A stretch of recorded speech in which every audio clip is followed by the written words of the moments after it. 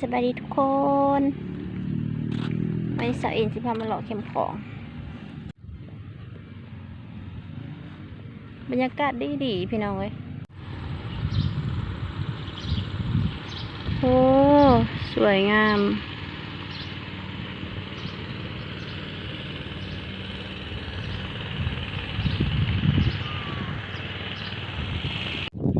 ส่วนพังของพังพูนและสิเป็นพังไทย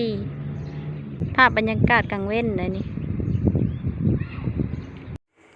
ภาพก็เป็นซีซั่นสั้นน้อยหนึ่งบ่มีคนจับกล้องให้สาวอิน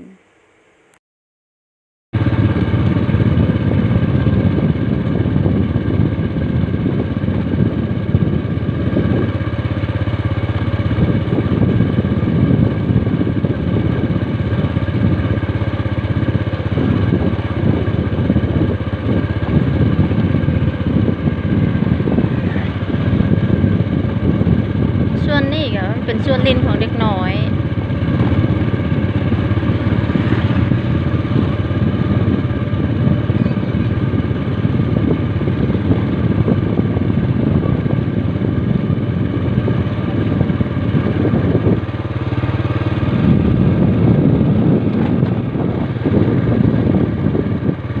มันเป็นส่วนออกกำลังกายงามบ่ทุกคน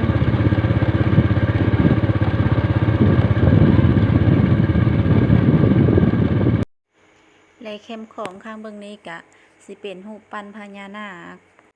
ถือว่าเป็นสถานที่ศักดิ์สิทธิ์อีกแห่งหนึ่งเฮาสามารถมาขอพรนำเพิ่นได้บ่ว่าสิเป็นเรื่องการงานการเงินธุรกิจค้าขายสุขภาพก็สามารถมาขอพรนำเพิ่นได้เด้อ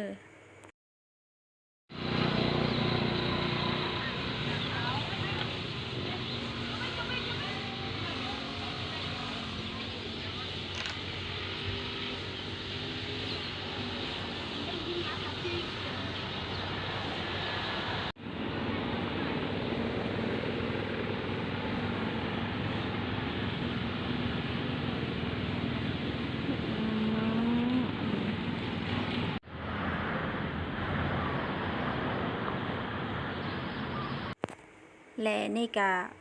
เป็นเข้มของที่ข้างรูปปั้นพญานาคนั่นเอง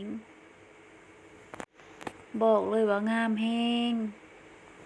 เหมาะสำหรับแบบว่า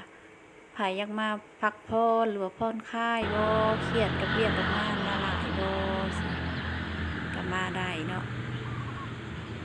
หรือว่ามาถ่ายรูปมาเซลฟี่บ่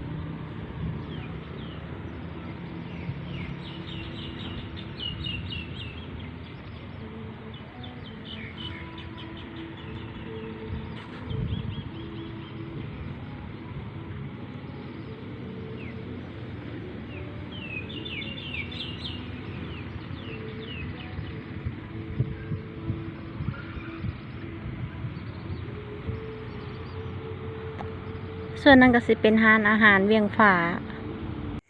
ขอบใจทุกคนเด้อที่เบิ่งคลิปสาวอินจนจบฮักแพงทุกคนเด้อ